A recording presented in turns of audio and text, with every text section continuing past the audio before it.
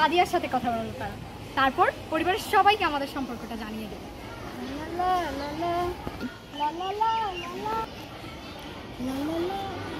আরে সাদিয়া না, দেখে তো মনে হচ্ছে তাই। যাক, আজকে আল্লাহ তাহলে আমাদের দেখা করিয়ে দিল। যাই, গিয়ে কথা বলি। যা বন্ধু, গিয়ে কথা বলি। Best of luck. Hi Sadia, কেমন আছো? সরি, আপনি কি আমাকে বলছেন? সাদিয়া, আমি তোমার সেই মাহি।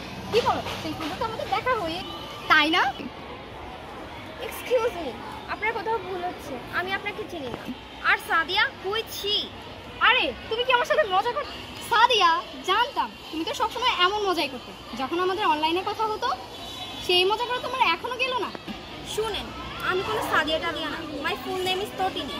মজা করছো কেন? মজা করবো কেন? যেটা সত্যি সেটাই তো বলছি। আর আপনার যে মনে হচ্ছে আমি সাদিয়া, তার প্রমাণ কি? এক মিনিট, এই যে এখানে আমাদের সমস্ত কথোপকথন আছে আর সব ডিটেলসও আছে। এটা তো আমি না। আমি কখনোই আপনাকে মেসেজ করি না, আর এটা সম্ভব না। এটা তুমি না হলে কে হতে পারে? আর এদিকে তো তোমারই ছবি দেওয়া আছে। দেখুন, এটা আমি না। আমি কখনোই আপনাকে মেসেজ করিনি। এটা অন্য কেউ, যে আমার তথ্য চুরি করেছে। কিন্তু কে হতে পারে? এখন তো শুধু আমাদের একজনই সাহায্য করতে পারে। 999। হ্যাঁ, আর আমাদের একটা জিডিও করা দরকার, যাতে করে অপরাধীকে তাড়াতাড়ি খুঁজে বের করা যায়। চলুন যাই তাহলে। চলুন।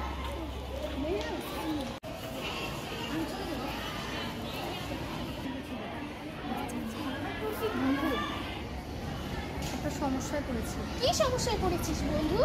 আমি না সাইবার প্রতারণার শিকার হয়েছি বন্ধু। এখন কিভাবে অপরাধীকে খুঁজে বের করবো? একটা বুদ্ধি দে তো।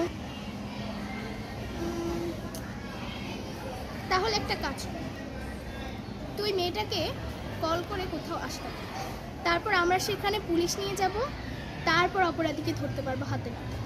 কিন্তু ও তো আসতে চাইবে না, কারণ ও তো আসল তটিনী না, ও তো সাদিয়া। একটা ফাঁদ পাততে হবে। তুই শুধু সাদিয়াকে একটা কল করে বলবি যে যে তুই এই ঠিকানায় ওর জন্য একটা গিফট পাঠিয়েছিস, আর ও যখনই এই ঠিকানা আসবে তখনই তুই পার্সেলম্যান সাজবে, সে যে ওর কাছে যাবে, গিয়ে জিজ্ঞাসা করবি আপনি কি সাদিয়া, আপনি কি মাহিরের গার্লফ্রেন্ড? তখন তো সে বলবে হ্যাঁ, আর তখনই তুই তাকে পার্সেলটা দেবে। কিন্তু বন্ধু, আমরা তো তোর সাথে তো রেকর্ডার পাঠিয়ে দিব, আর সেই রেকর্ডারে তোর আর সাদিয়ার কথা রেকর্ড করবে, আর এটাই হলো আসল প্রমাণ। বন্ধু, তুই না থাকলে কোথা থেকে পেতাম এই বুদ্ধি? আমি এক্ষুনি সাদিয়াকে কল করছি।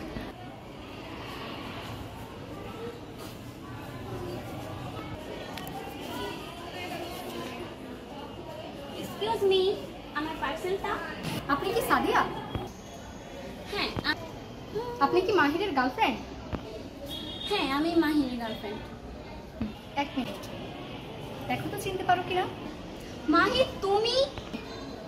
হ্যাঁ, আমি তো সত্যিকারের মাহির। কিন্তু তুমি তুমি তো সে না যার ছবি তুমি আমায় দিয়েছিলে। না মাহির, শোনো, তুমি যা ভাবছো তা নয়। না, কোনো কথা শুনবো না। মাহির, তুমি আমার যা কথা কথা হবে সব শোনো। পুলিশ মাহির, তুমি আমাকে বিশ্বাস আন্ডার করো। Arrest miss Sadia. না মাহির, তুমি আমাকে তোমার মতো বলো। অপরাধীদের ছেড়ে দিলে আমার মতো আরো কত ছেলেকে এই প্রতারণার শিকার হতে হবে। এই একে নিয়ে চলো। মাহির, চলো। মাহির, তুমি বিশ্বাস এমন করতে পারো না। আপনারা তো দেখলেন যে কিভাবে সাদিয়া তটিনীর ব্যক্তিগত তথ্য চুরি করে মাহিরের সাথে প্রতারণা করলো।